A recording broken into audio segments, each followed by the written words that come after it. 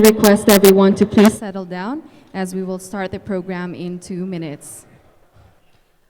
Also, we would like to make the announcement that for an orderly proceedings, when your party list organization is called, we will request the representative or representatives to just stand up and wave to be acknowledged.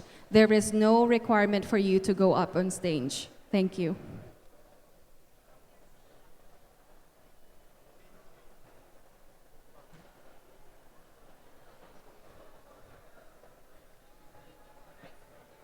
Again, to clarify, for an orderly proceedings, when your party list organization is called, we will request the representative or representatives of your organization to stand up from where they are seated, wave to be acknowledged. So there is no requirement for them to go up on stage. Thank you.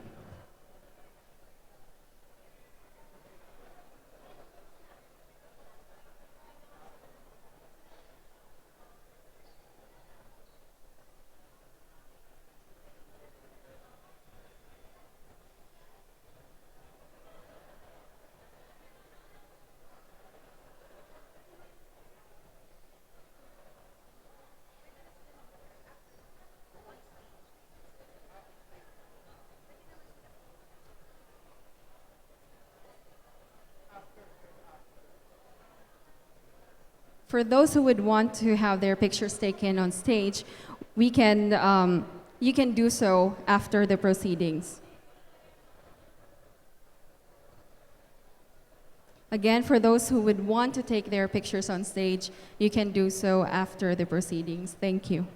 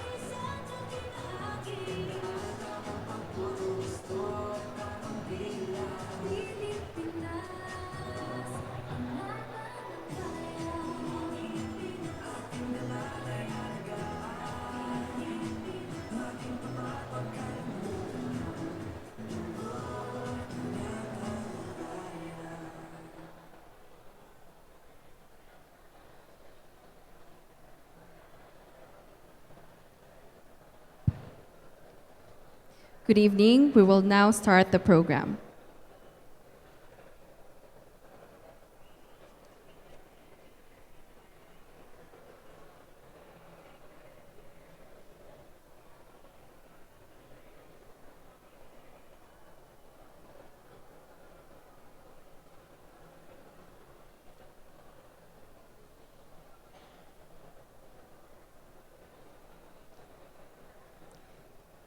May I ask everyone to please sit down as we will start the program in a few moments. And by the way, I am Attorney Nesreen Kali from the Office of the Chairman, and I will be your host for tonight's program.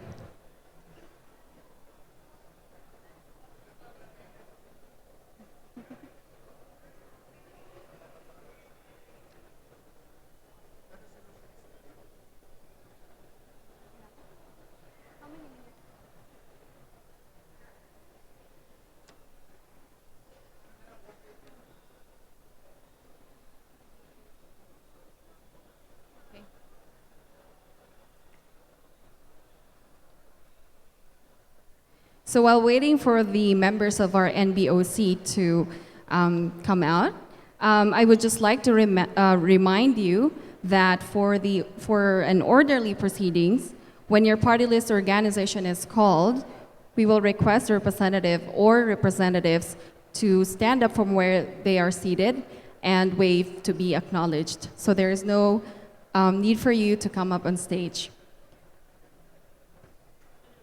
The picture taking shall take place after the proceedings. Thank you.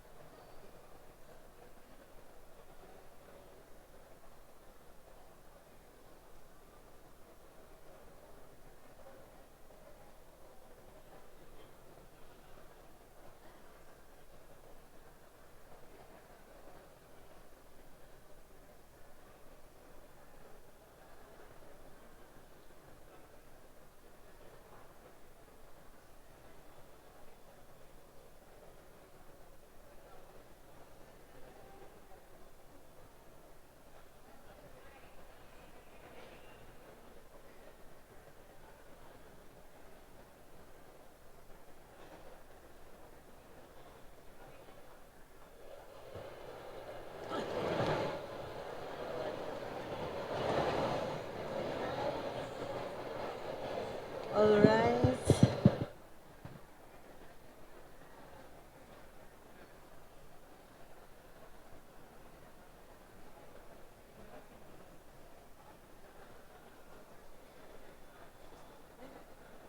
All rise.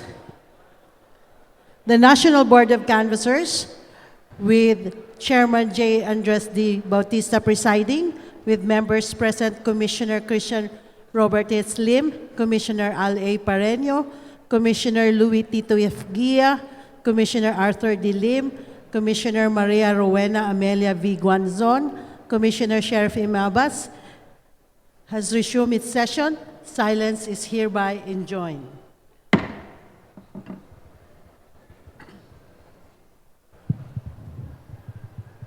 Good evening to all our party list nominees and officers and representatives.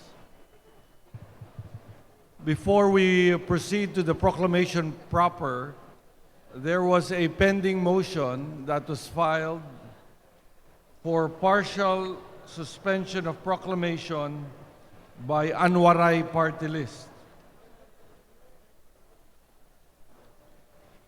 And the Commission and Bank decided to refer the matter to the Law Department.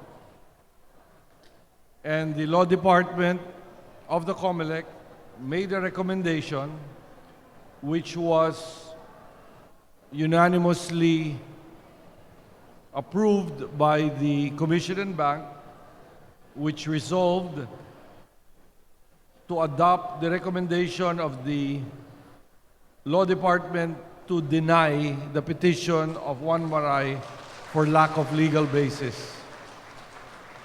So a copy of this resolution will be promulgated after these proceedings. In addition, today, the National Board of Canvassers promulgated Resolution number 008-16, entitled in the matter of proclamation of party list organizations and coalitions in connection with the May 9, 2016 national and local elections. The resolution reads, whereas the Commission on Elections, sitting en banc as the National Board of Canvassers for senators and party list representatives, officially canvassed in open and public session the votes cast for the party list system of representation in connection with the May 9, 2016 national and local elections.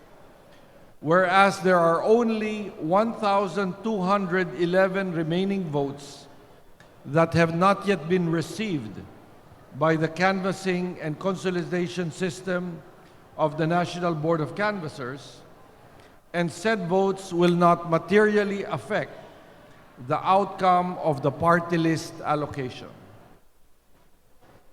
Now, therefore, by virtue of the powers vested in the COMELEC under the 1987 Constitution, the Omnibus Election Code, Batas Pambansa Bilang 881, Republic Act numbers 9369, 8436, 7166, 6646, and other election laws, and applying the rule as enunciated by the Supreme Court in Banat versus COMELEC, GR number 179271, dated April 21, 2009, the Commission on Elections, sitting en banc as the National Board of Canvassers for the party list elections, hereby declares the following party list groups as the winners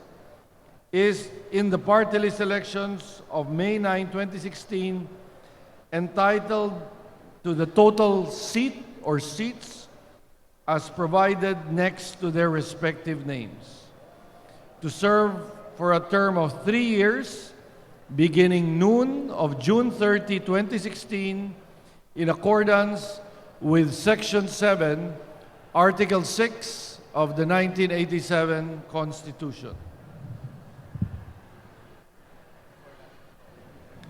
Before I announce the winners of the party list elections, I wish to recognize Senior Commissioner Christian Robert Lim.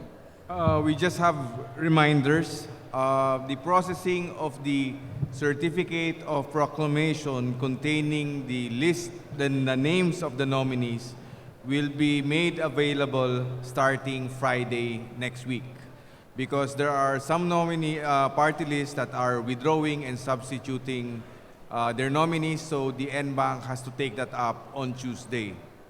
Now, for party lists who have submitted 2 sets of nominees, this is without prejudice to any determination by the Commission and Bank of the proper faction that should sit in Congress, which is the rightful set of nominees. No? We are not requiring acknowledgement of the nominees themselves, but even representatives of the party list can stand and be acknowledged for the party list when your party list is called out. That is all, Your Honor. Thank you, Commissioner Lim.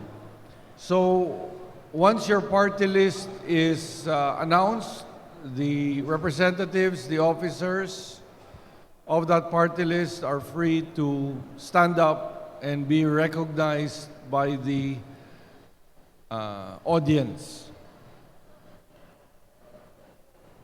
The list of party list winners has been arranged in accordance with the number of votes garnered, and I will read the name of the party list, the number of votes garnered, the percentage of the total votes garnered, and the total number of seats that such party list is entitled to. First on my list is Ako Bicol Political Party, which garnered a total number of 1,664,975 votes, or a percentage of 5.1423%, entitling it to 3 seats.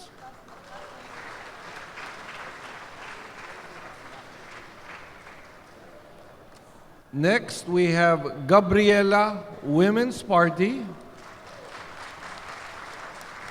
which garnered 1,367,795 votes, or a percentage of 4.2245%, entitling it to 2 seats.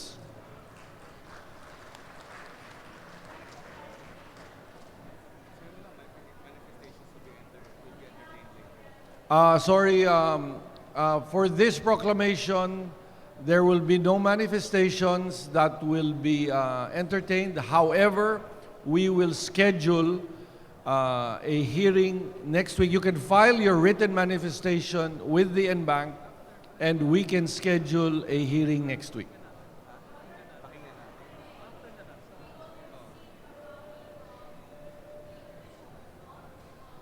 Sorry, again, we will need some microphones. So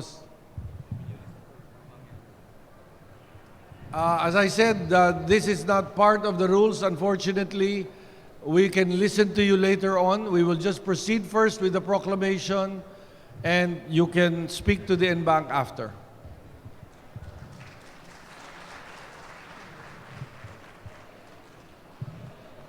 Third on my list is One Patriotic Coalition of Marginalized Nationals.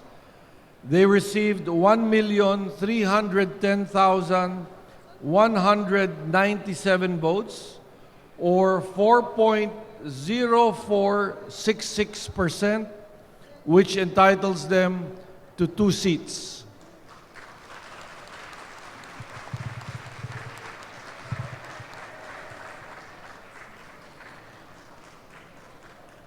Followed by ACT Teachers Party List, 1,180,752 votes, or 3.6468%, entitling them to 2 seats. Coalition of Associations of Senior Citizens in the Philippines. They garnered 988,876 votes, which entitles them to 2 seats.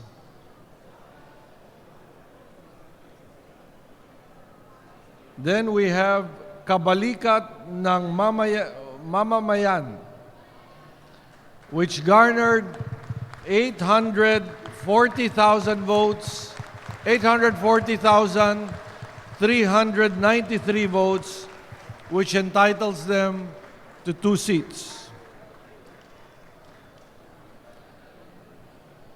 Agri-Agra na reforma para sa magsasaka ng Pilipinas Movement, 833,821 votes, or 2.53%, entitling them to 2 seats.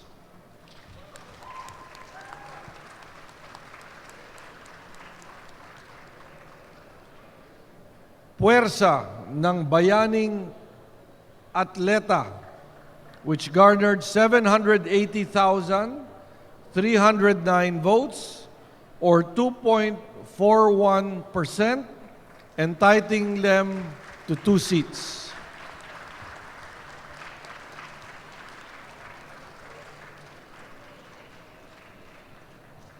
Buhay, Hayaan Yumabong, which garnered 760,912 votes, or 2.3501%, entitling them to 2 seats.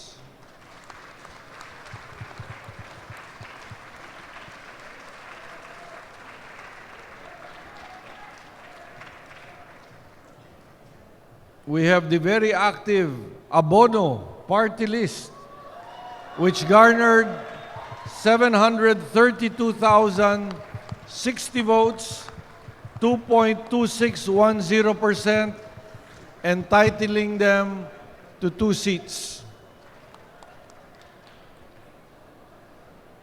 Anak Mindanao party list,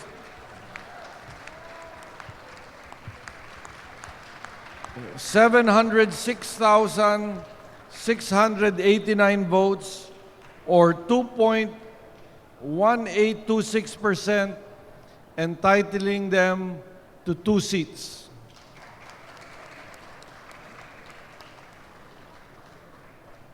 Cooperative NATCO Network Party, 671,699 votes, 2.0746%, entitling them to 2 seats.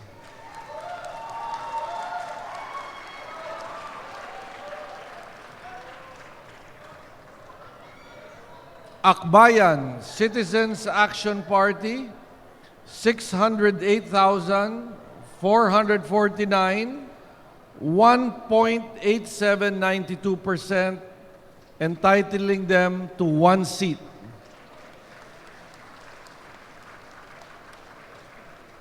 Bayan Muna, 606,566 votes, 1.8734%, entitling them to 1 seat.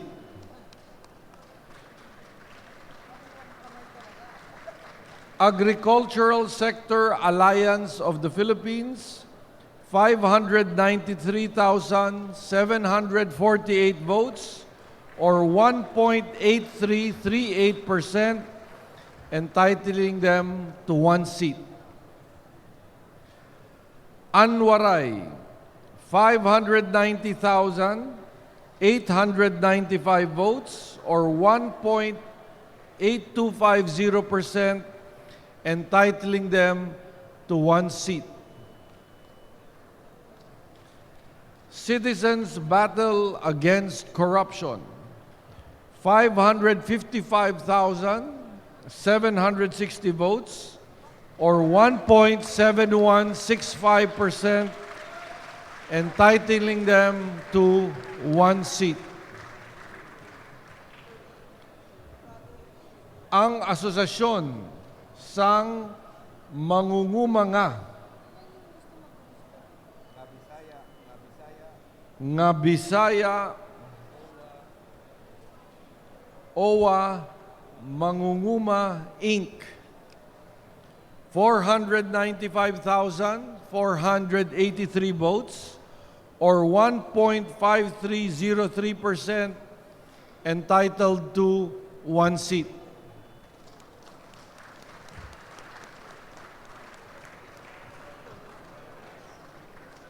Advocacy for social empowerment and nation building through Easing Poverty Incorporated, or Kalinga, 494,725 votes, 1.5280%, 1 seat.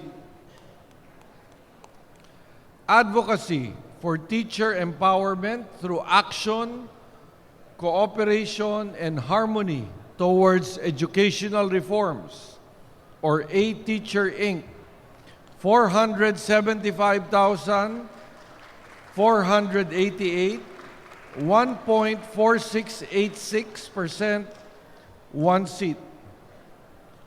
You Against Corruption and Poverty, or YAKAP, 471,173 votes, 1.4552%, 1 seat. Democratic Independence Workers Association Inc., DIWA, 467,794 votes, 1.4448%, 1 seat.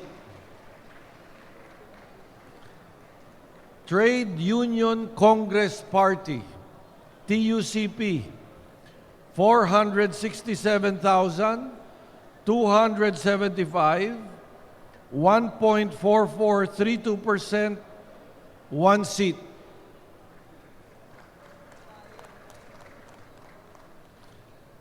Abang Lingkod Inc., 466,701 votes, 1.4414%, 1 seat.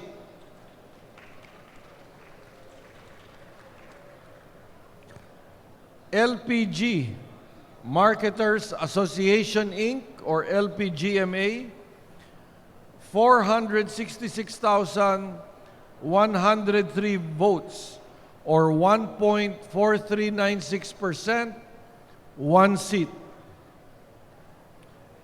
Alliance of Organizations, Networks, and Associations of the Philippines, Inc., ALONA, 434,856 votes, 1.3431%, 1 seat.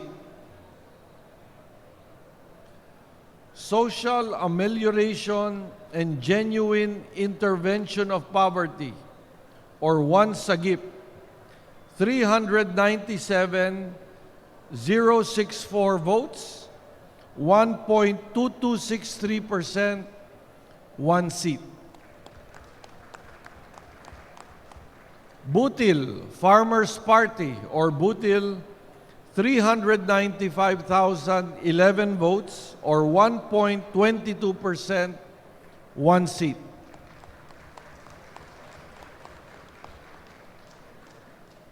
ACTS, Overseas Filipino Workers Coalition of Organizations, or ACTS-OFW, 374,601 votes, or 1.157%, 1 seat. Anak Pawis, 367,376 votes, or 1.1347%, 1 seat. Ang Kabuhayan, 348,533 votes, or 1.0765%, 1 seat. ANCLA, ang Partido ng mga Pilipinong Marino, Inc., 337,245 votes, or 1.0416%, 1 seat. Ang Matay Alagaan, or MATA, 331,285 votes, or 1.0232%, 1 seat. First Consumers Alliance for Rural Energy, Inc., or OneCare, 329,627 votes, or 1.0181%, one seat. Ang Nasyonal or Anak IP, 318,257 votes, or 0.9829%, one seat. Sorry, the proper name of the party list is Ang National Coalition of Indigenous People's Action Na, Inc., or Anak IP. Next, we have Arts, Business, and Science Professionals, ABS, 301,457 votes, or 0.9311%, one seat. Kabataan, Party List, 300,420 votes, or 0.9279%, one seat. Bagong Henerasyon, 299,381 votes, or 0.9246%, one seat. Ating Agapay Sentrong Samahan ng mga Obrero Inc. or AASenso, 294,281,000 votes, or 0.9089%, one seat.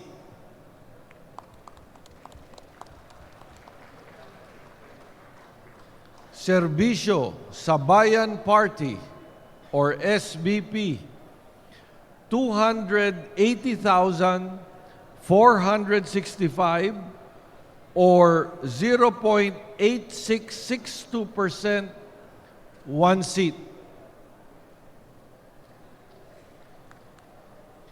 Magdalo para sa Pilipino or Magdalo, 279,356 votes, or 0.8628%, one seat.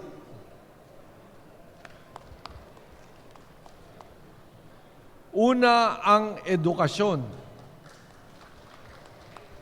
278,393 votes, or 0.8598%, one seat. Manila Teachers Savings and Loan Association, Inc., 268,613 votes, or 0.8296%, one seat.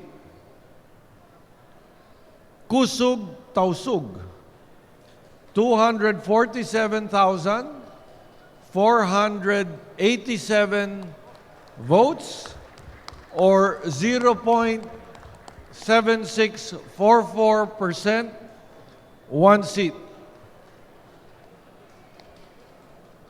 Aangat Tayo, 243,266,000 votes, or 0.713%, one seat.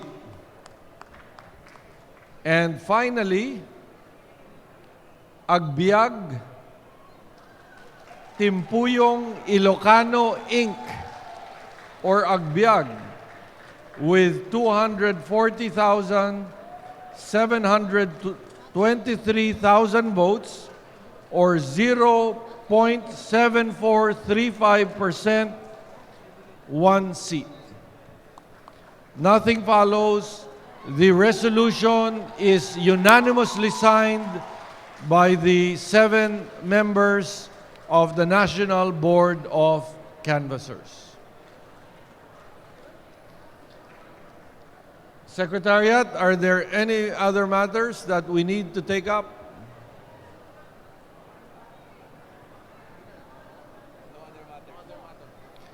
If there are no other matters, as stated earlier, if the party list representatives and officers would like to take a photograph in the front, you are most welcome to do so. In the meanwhile, sorry, Commissioner Pareño is recognized.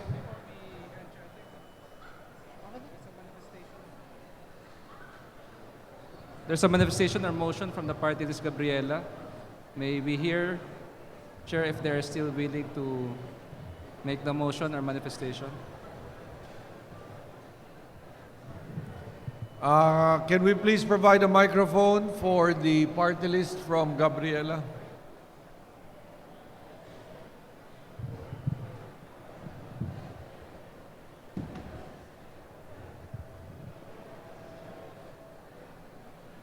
Good evening, Your Honors. Good evening, Your Honors. I'm Attorney Alni G. Foha, representing Gabriela Women's Party. We would like to call the attention of the Honorable National Board of Canvassers to the, in our position, incorrectness of the number of seats reserved for party list.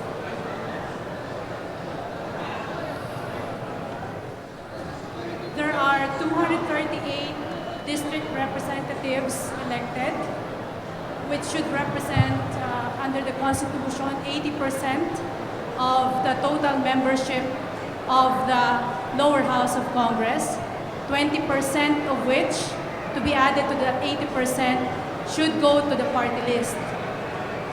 In our computation, 20% of 238 is 59.5, or 60 seats in total for party list. Excuse me. May I ask everyone to please remain seated? The NBOC is still in session. Again, may I ask everyone to please go back to their seats as the NBOC is still in session. Thank you. May I proceed, Your Honors? In allocating 2 seats for Gabriela Women's Party, the number of party list allocated, which is 59, was used such that 2 percenters divided by less 12 seats, 59, 7, Your Honors. But if we are going to use 59.5 or 60, that would result in percent of the 238 district representatives.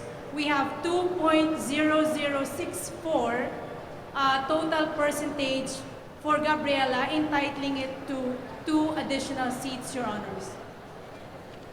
So our argument basically is in favor of representation. We are not, even if we are going to use 59.5, that should add 1 more seat to Gabriela Women's Party. If we use, however, 59.5, which is mathematically correct, if we are going to round it off to 60, then the more so that we are entitled to additional seat, Your Honors, which would entitle Gabriela to 3 representatives, Your Honors. The manifestation of council is duly noted. Please submit a written manifestation to the National Board of Canvassers and to the COMELEC and Bank, and Thank you. we will duly study and make a ruling on your manifestation. Thank you, Your Honor. Any other matters, Secretariat? No other matters, Your Honor. Then we are adjourned.